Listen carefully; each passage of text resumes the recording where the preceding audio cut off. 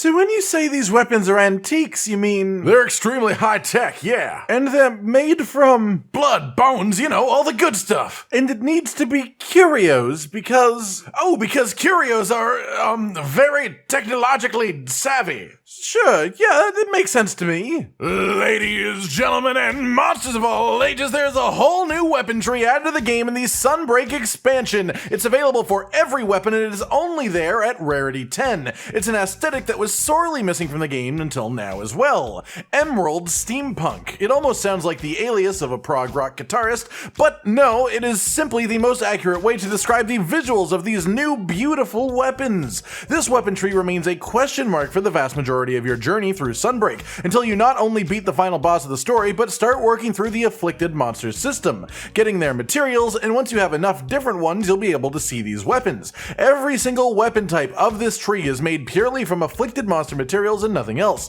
though the specific material requirement changes depending on what kind of weapon it is, and the cost is relatively steep, especially when you first start collecting these new materials. As such, I'm here to answer two questions that may be hard to work out until you have a massive stack of these endgame materials yourself. What do all these weapons look like properly actually in-game? That's right, all 14 of them. And are they any good? Well, as for if they are good, there are of course tiny little things that differentiate each of them within their own categories. Some have elements, some have statuses, some have different rampage decoration slot sizes, but the main thing to keep in mind here is that pretty much all of these weapons are without a doubt within the top 10 options for their weapon type, meaning at minimum you can use it without feeling like you are completely nerfing yourself. They're all good at minimum. None of them are the absolute best of their weapon class, but they're all gorgeous across the board, and so if you particularly like the way that they look, you aren't going to be totally screwed over if you decide you just want to use them anyways. I just hope we put in enough steampunk. Whatever that is. So, without further ado, in smithy order, I'll be showing you the stats of each Antique Machina weapon, as well as a nice overview of their visuals to go with it.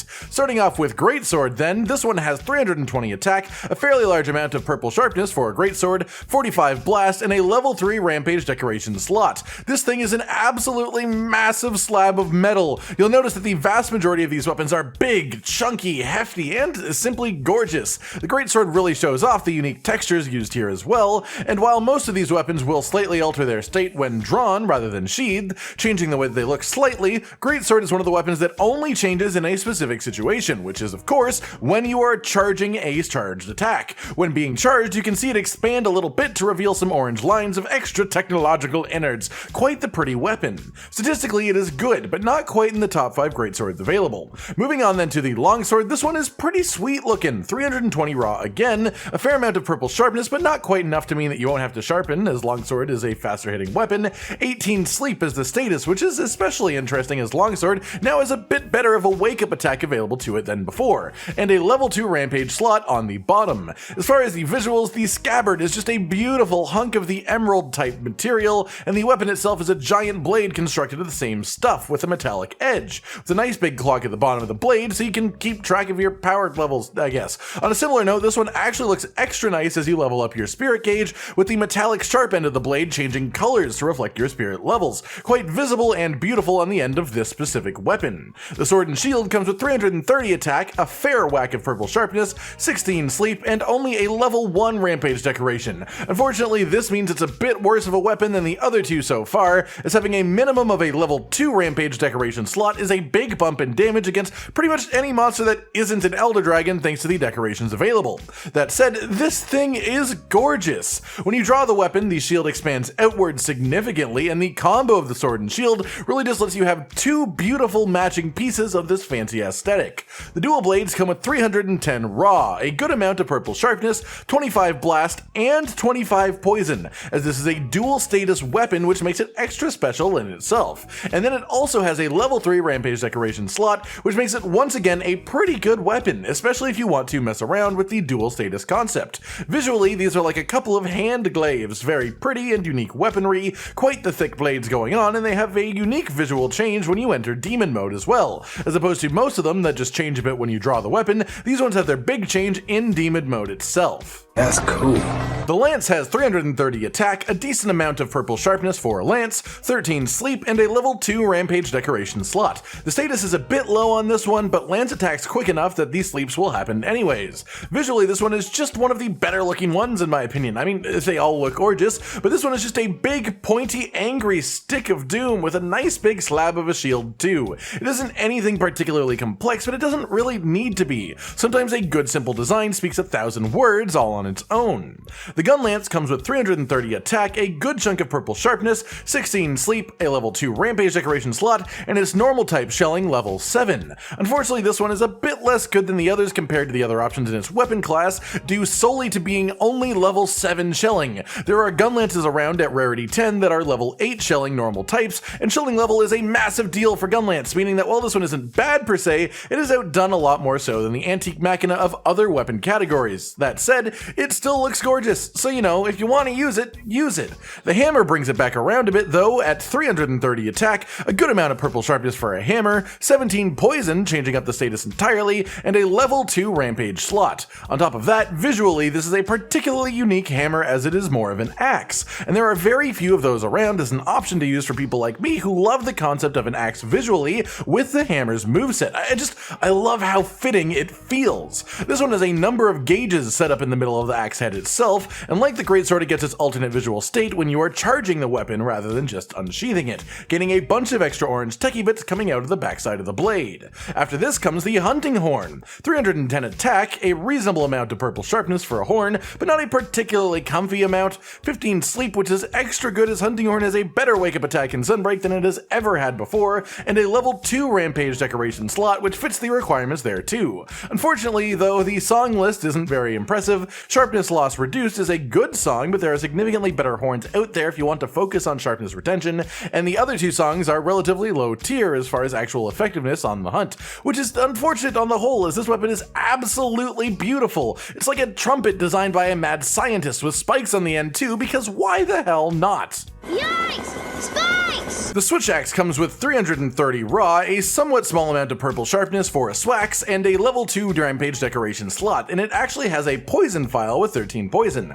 Poison files are the fastest charging files for Switch Axe, which is great. However, in Sunbreak, Switch Axe has a new way to just enter amp state basically like it's nothing, which sort of removes most of the need for a poison file Switch Axe, making the others a little bit better. Visually, this one is awesome though, especially as you may expect, the mass visual changes coming from transforming the weapon to the sword mode, and well, this kind of fits the aesthetic. It fits a transforming weapon more than pretty much any other. It just feels so right the way a steampunk weapon would shift around itself with the way it looks as a whole. The Charge Blade has 330 attack, a decent amount of purple sharpness, 13 sleep, a level 2 rampage decoration slot, and is loaded with an impact file. In Sunbreak, Charge Blade is definitely leaning a bit more towards the elemental side of files due to the changes in motion values to SAED, which unfortunately means that this one is a bit lower on the list of good weapons for Charge Blade than most Antique Machina weapons are for their weapon types. However, like the Switch Axe, this design really befits a weapon that transforms from one state to another. It looks beautiful in base sword and shield mode, and even better when you swap it over to axe. It looks great while you are charging the sword inside of the shield too, because why would it not have that little bonus bit as well? The Insect Glaive comes with 330 raw, a good amount of purple sharpness, 11 sleep, and a level 2 rampage decoration slot, as well as giving you a level 14 Kinsect. This one is again not bad at all, but not quite at the top level of Insect Glaives either. That said, this is one where the absolute beauty of the weapon may make you want to use it anyways, as it's just sort of gorgeous.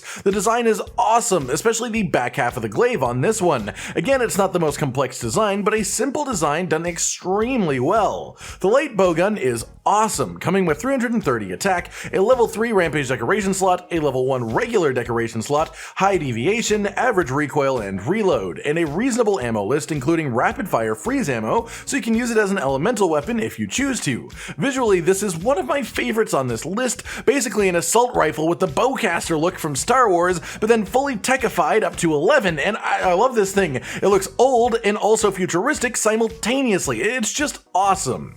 The heavy bowgun takes a bit of a less sleek approach to the matter visually. It comes with 350 attack, only a level 1 rampage decoration slot unfortunately, severe deviation, low recoil, average reload, and here is the ammo list it can use, with nothing standing out particularly, at least to me personally. However, I'm not much of a gunner myself, so someone who plays the weapon more than I may know this particular thing's niche a bit more. Visually, this thing is like a giant space Gatling gun, glowing at the ends of the barrels when firing. It looks awesome doing the crouch firing mode added in Sunbreak, and it feels really right with the weapon slowly shooting faster and faster the longer that you hold the trigger, with the visuals of this thing as a Gatling gun. It just feels good. Then finally today we have the bow. This thing comes with 340 attack, 12 water attack being the only straight up elemental weapon in the bunch, and a level 2 rampage decoration slot. It has level 4 charge available and goes through 3 stages of spread up to rapid fire at the final charge level. The coatings that it has are close range, power, poison, paralysis, sleep, blast, and exhaust,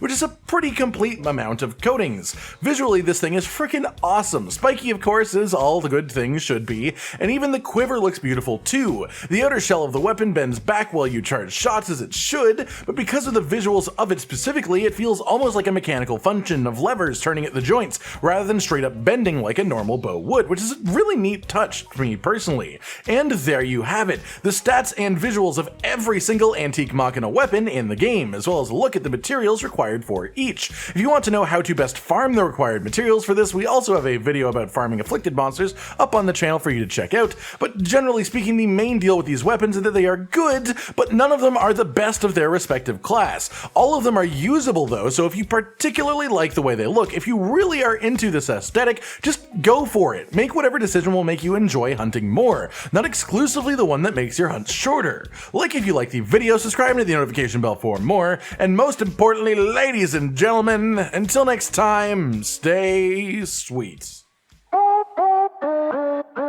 Josh, Cotton, and Hollow with the videos, dropping the humor like a hammer on your tippy toes, bringing entertainment on a daily arrangement to take our insanity and turn it into entertainment. Yes, I said entertainment twice, to reiterate that it is nice to look into your faces on a mostly daily basis when you let us in your homes to make the whole world a stage. Goodbye.